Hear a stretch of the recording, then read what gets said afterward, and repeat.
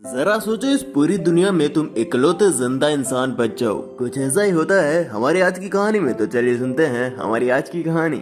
कहानी की शुरुआत होती है सैम नाम के एक सिंगर से, जो कि पेरिस में रहता था। एक शाम वो अपनी पिछली गर्लफ्रेंड फैनी के घर गया क्योंकि उसके कुछ गानों की टेप्स फैनी के यहाँ छूट गई थी। उस दिन फैनी के घर एक पार्टी थी जहाँ पर कई लोग आए थे, लेकिन सैम को इस पार्टी में कोई दिलचस्पी नहीं थी, इसलिए उसने सीधा फैनी के पास जाकर उसे टेप लौटाने के लिए कहा। लेकिन फैनी अपने दोस्तों के साथ बिजी थी, इसलिए उसने सैम को इंतजार करने के लिए कहा। फिर सैम एक कोने में बैठ गया और उसने थोड़ी शराब पी, लेकिन जब काफी देर बाद भी फैनी नहीं आई तो उसने जाकर फैनी से कहा कि मैं अपना सामान खुद ले लूंगा। फिर फैनी ने उसे बताया कि तुम्हारी टेप्स हॉल के आखिर में जो ऑफिस है ना, वहाँ पर रखी है। सैम उस कमरे की ओर बढ़ा और नशे की हालत में वो एक आदमी से टकरा गया। खैर कमरे में पहुंचकर उसने टेप्स ढूंढी, लेकिन तभी उसे एहसास हुआ कि उसकी नाक से खून बह रहा था। उसने तुरंत दरवाजा बंद किया और लेटकर आराम करने लगा। कुछ ही समय में दरवाजे के बाहर जोरदार आवाजें आने लगी, लेकिन सैम ने नशे में कोई ध्यान नहीं दिया और वहीं सो गया। अगली सुबह जब उसकी आंख खुली तो उसने अपना सामान उठाया और बाहर की ओर निकला, और जैसे ही उसने दरवाजा खोला तो उसका दिल दहल गया। पूरा घर तहस नहस हो चुका था और जगह जगह खून के निशान थे, लेकिन सैम को वहाँ एक भी इंसान दिखाई नहीं दिया। फिर जब वो निचले कमरे में गया तो उसने देखा कि फैनी और उसके कुछ बाकी दोस्त रातों रात ज़ोंबी में बदल गए थे। और जब सैम ने फैनी को बुलाया तो सभी ज़ोंबीज एक साथ उस पर हमला करने के लिए पहुँचे, लेकिन सैम ने जैसे तैसे भाग खुद को फैनी के घर में बंद कर लिया। उसे समझ नहीं आ रहा था कि आखिर ये सब हो क्या रहा है। और तभी उसकी नजर सामने वाली बिल्डिंग पर गई जहाँ से कुछ लोग भागने की कोशिश कर रहे थे, लेकिन कुछ ही पलों में ज़ोंबीज ने उन्हें घेर लिया और बड़ी बेरहमी से मार डाला। ये सब कुछ देखकर सैम काफी ज्यादा डर गया और उसे समझ आ गया कि इस घर से बाहर निकलना मौत के मुंह में जाना है। आखिरकार उसने घर की सफाई शुरू की और फर्श पर लगे खून के दाग धब्बे हटाए, लेकिन तभी एक जोरदार धमाके से जमीन हिलने लगी। फर्श के अंदर एक छेद हो गया था और जिसके अंदर उसने झांक के देखा तो नीचे रहने वाला बूढ़ा आदमी भी मर चुका था। सैम जानना चाहता था कि आखिर ये माजरा क्या है, इसीलिए वो एक पाइप के जरिए छेद को बड़ा करके नीचे पहुंचा। उसने नीचे देखा कि इस आदमी की पत्नी भी एक ज़ोंबी बन चुकी थी, जिसे उसने रस्सियों से बांध रखा था। खैर फिर सैम ने घर में मौजूद सारा राशन इकट्ठा किया और सुरक्षा के लिए उस बूढ़े आदमी की बंदूक भी ले ली, और जल्द ही उसने सभी कमरों से काम का सामान उठाया और फिर इस माले में मौजूद सभी घरों की तलाशी भी ली। इसके बाद वो लिफ्ट से फैनी के घर जाने लगा, लेकिन लिफ्ट में एक बूढ़ा ज़ोंबी पहले से मौजूद था। सैम को उससे कुछ खास खतरा महसूस नहीं हुआ, इसलिए उसने उसे मारा नहीं, लेकिन दरवाजे पर अपनी बेल्ट बांधी ताकि वो बाहर ना आ सके। और इसके बाद हम देखते हैं कि हजारों ज़ोंबीज ने पेरिस पर कब्जा कर लिया था। वो हल्की से हलचल सुनते ही हमला करने के लिए पहुंच जाते थे। अब सैम के पास बातचीत करने के लिए कोई नहीं था, इसलिए उसने अपने ही पुराने गाने सुनकर अपना मन बहलाया और उसने हिसाब लगाया कि उसके पास कितने दिन का राशन बाकी है।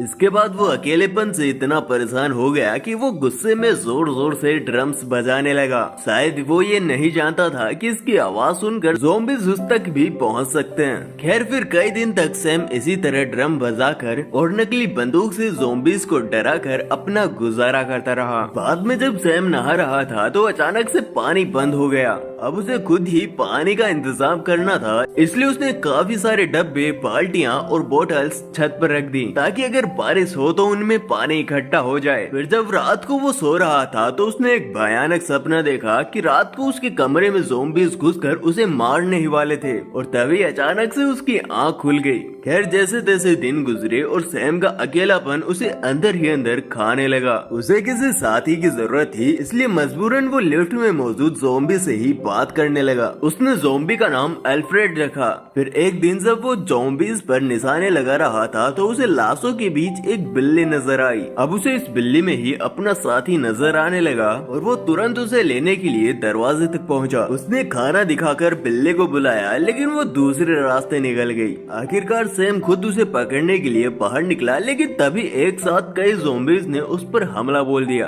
खुशकिस्मती से सैम ने ऐन वक्त पर बिल्डिंग में घुसकर अपनी जान बचाई। बड़ी मुश्किल से उसकी जान बची थी, इसलिए उसने गुस्से में आकर उस बिल्ली को गोली से उड़ा दिया। ज़ॉम्बीज़ से भागते हुए उसके पैर में चोट लग गई थी। अब वो काफी ज्यादा घबरा रहा था, क्योंकि अगर किसी ज़ॉम्बी ने उसे काट लिया होगा तो वो भी जल्दी एक ज़ॉम्बी में बदल जाएगा। उसने सोच लिया था कि वो ज़ॉम्बी बनकर तो नहीं जिएगा। बाद में जब उसकी आंख खुली तो उसने देखा कि उसके शरीर पर थोड़ी बहुत खरोंचे थी। आखिरकार उसके सांस में सांस आई और वो पागलों की तरह हंसने लगा। फिर कुछ महीने बीते और अब सर्दियों का मौसम शुरू हो गया था। अब सैम को गर्माहट की जरूरत थी, इसलिए उसने जुगाड़ लगाकर घर में आग जलाई और फिर गर्म पानी से नहाकर उसकी थोड़ी थकान दूर हुई। इतने समय से अकेला रहकर सैम अब अपना मानसिक संतुलन खो बैठा था। उसने शराब पीना शुरू कर दिया। अब वो अक्सर एल्फ्रेड पर अपना गुस्सा निकालता था। एक दिन सैम को एहसास हुआ कि उसने काफी दिनों से कोई इंसान या फिर कोई ज़ॉम्बी नहीं देखा था। अब उसने ड्रम बजाकर चेक करने का फैसला किया, लेकिन कुछ ही पलों में सैकड़ों ज़ॉम्बी उसकी ओर आने लगे। वो सब लोग तो एक दूसरे के ऊपर चढ़कर उसे पकड़ना चाहते थे, लेकिन सैम भी बिना खतरे की परवाह किए जोर जोर से ड्रम बजाने लगा। फिर रात को जब वो सो रहा था तो अचानक से बाहर से आवाजें आई और उसकी नींद खुल गई। उसने तुरंत अपनी बंदूक उठाकर दरवाजे पर गोली दाग दी। जब उसने दरवाजा खोला तो उसके पैरों तले जमीन खिसक गई, क्योंकि उसकी गोली एक औरत को लगी थी जो कि उसी की तरह ज़ॉम्बी से बचते बचाते वहाँ तक आई थी। सैम को बहुत पछतावा हुआ, इसलिए वो तुरंत उस लड़की को उठाकर अपने बिस्तर तक ले आया। फिर उसने बड़े ध्यान से गोली निकाली और उसके जख्म पर मरहम लगाई। बाद में उसकी नजर लड़की के बैग पर गई, जिसमें उसे काफी लंबी रस्सी और एक हुक मिला। तब उसे समझ में आया कि ये लड़की रस्सी के जरिए एक छत से कूदकर दूसरी छत पर पहुंची थी। खैर अगली सुबह जब सैम ने देखा तो वो लड़की धीरे धीरे ठीक हो रही थी। उस लड़की ने अपना नाम सैरा बताया। वो दोनों आपस में बातें करने लगे और सैरा ने बताया कि उसने और भी लोगों को देखा है जो कि ज़ॉम्बीज़ के हमले से बच निकले हैं, लेकिन अकेलेपन और डर की वजह से काफी लोग अपना मानसिक संतुलन खो बैठे हैं। फिर सैम ने भी उसे बताया कि उसने कैसे कैसे यहाँ पर अपना समय काटा है। फिर सैम ने सारा को अल्फ्रेड से मिलाया और उसे बताया कि वो कैसे अल्फ्रेड से बातें करके अपना टाइम पास करता था, अपना मन हल्का करता था। खैर जैसे जैसे समय बीता सैम और सैरा इकट्ठे समय बिताने लगे और एक दूसरे के सुख दुख के साथी बन गए। वो अक्सर मिलकर गाना गाते और साथ में खाना खाते। फिर शाम को सैम अल्फ्रेड से मिलकर उससे अपने दिल की बातें करता। कुछ दिन बाद उसने राशन का हिसाब लगाया तो पता चला कि राशन कुछ ही दिन का है। तो पता चला कि राशन जल्द ही खत्म होने वाला है। आखिरकार वो किसी तरह बिल्डिंग के निचले घर तक पहुंचा, जहां पर कई ज़ॉम्बीज़ रहते थे। सैम ने दरवाजे में एक छेद किया,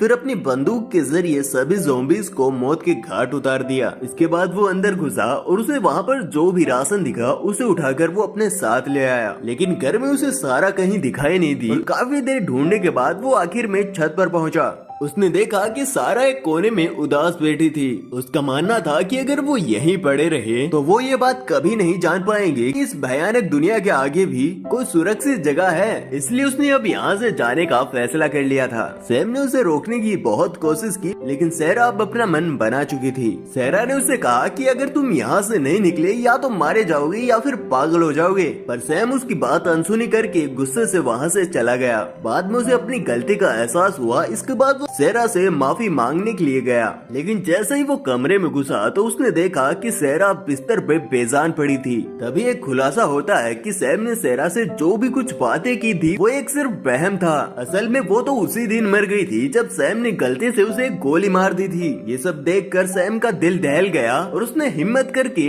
सैरा की लाश पर एक सफेद चादर बिछा दी। इसके बाद सैम ने सैरा का बैग खोला तो उसे वहाँ पर एक कैमरा मिला जिसमें सैरा के परिवार की तस्वीर थी। आखिरकार सैम ने सैरा की सलाह मानने का फैसला किया और इस बिल्डिंग से बाहर निकलने की तैयारी करने लगा। निकलने से पहले उसने अपने सारे गानों की टेप जला दी और अपनी जिंदगी को अलविदा कहा। इसके बाद उसने अल्फ्रेड को भी रिहा कर दिया और वो भागकर एक घर में छिप गया, जिसके बाद सैम ने उसे बाहर से बंद कर दिया। सैम की जलती टेप के धुएं से बिल्डिंग का फायर अलार्म बजने लगा और उसकी आवाज सुनकर सैकड़ों ज़ॉम्बीज़ ने घर पर हमला कर दिया। वो दरवाजा तोड़कर जबरदस्ती अंदर घुस आए। सैम ने उनमें से कुछ को तो मार डाला, लेकिन वो इतने सारे ज़ॉम्बीज़ का सामना नहीं कर पाया। अब उसके पास कोई चारा नहीं था, इसलिए वो लिफ्ट की सलाखों से ऊपर चढ़ता हुआ छत तक आ पहुंचा, लेकिन एक ज़ॉम्बी भी उसके पीछे यहाँ तक आ गया था। फिर सैम ने एक पत्थर से मारकर उसे वहाँ से हटाया और जैसे तैसे छत पर जा पहुंचा। आखिरकार उसने सामने वाली बिल्डिंग पर रस्सी फेंक कर अटकाई और उस रस्सी के सहारे नीचे कूद पड़ा। जैसा ही उसने गली पार की, वो सीधा सामने वाली बिल्डिंग की दीवार से टकराकर हवा में ही बेहोश हो गया। कुछ पलों बाद जब उसे होश आया तो उसने अपनी